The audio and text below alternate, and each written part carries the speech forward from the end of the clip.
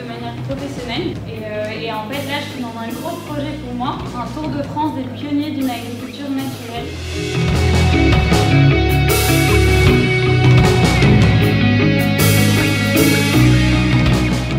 J'ai besoin de travailler pour entretenir la voiture qui me permet d'aller au travail.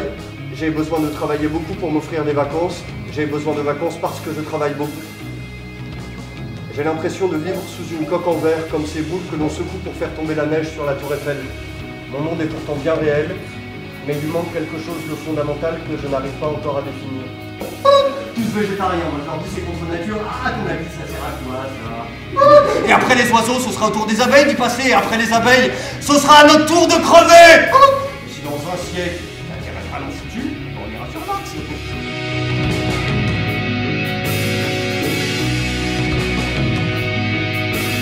Il ne faut pas rejeter systématiquement des choses qui ne sont pas complètement zéro déchet. Il faut justement chercher des moyens de les améliorer, qu'elles soient encore plus respectueuses de l'environnement et moins génératrices de déchets. Je m'appelle Zell, je suis actuellement bénévole pour deux associations qui sont le WARD, Via Regina, qui est un mouvement d'individus, et Climate.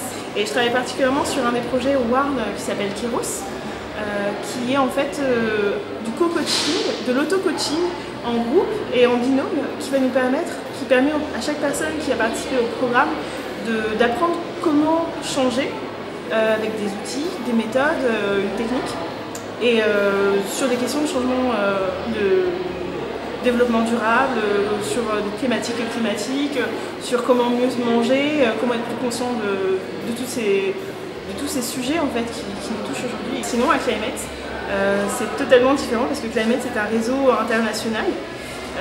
Et là, pour le coup, c'est pas vraiment sur du local, c'est plutôt comment faire pour que les leaders, les changemakers, puissent être sensibilisés aux négociations climatiques, aux questions liées au climat. Et l'année dernière, du coup, je me suis engagée à fond dans la conférence des jeunes pour le changement climatique, contre le changement climatique, pardon.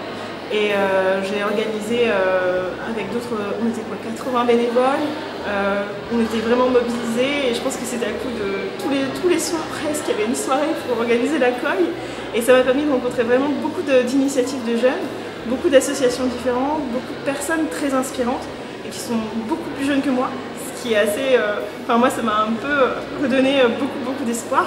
Je m'appelle Léa, j'ai 27 ans, je travaille dans le cinéma. Et qu'est-ce que je fais ici? Je suis venue tenir le stand de Génération Cobaye, donc l'association que j'ai rejoint depuis 1 an. C'est une association qui fait de la prévention pour les 15-35 ans sur la question des perturbateurs endocriniens, donc des molécules chimiques qui rentrent en contact avec le corps et qui vont dérégler le système hormonal et qui vont déclencher possiblement des maladies chroniques telles que le cancer, le diabète, les problèmes de fertilité. Donc des choses pas très marrantes. Et nous on a décidé de rendre ça marrant avec l'éco-orgasme. Et donc en fait c'est les 7 commandements de l'éco-orgasme. C'est 7 étapes pour se faire du bien sans se faire de mal.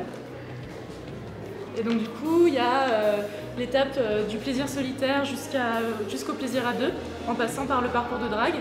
Donc il y a quand on se pomponne pour un rendez-vous, donc les cosmétiques, le premier rendez-vous, la nourriture qu'on mange, etc. Donc du coup on va parler de tout ça en indiquant dans ces étapes où est-ce qu'on peut rencontrer des perturbateurs endocriniens, donc dans les crèmes par exemple, dans la nourriture avec les pesticides, à l'intérieur de chez soi, dans ses draps, et surtout dans les objets qu'on peut utiliser pour faire l'amour, donc les lubrifiants, les préservatifs, etc. Il y a du parabène par exemple dans les lubrifiants et donc dans les préservatifs. Donc on informe les gens de ça pour qu'ils puissent faire leur choix consciemment. Et nous, on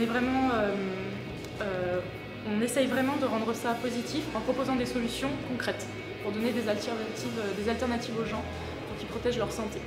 Voilà. Et en faisant ça de façon drôle, en prenant du plaisir.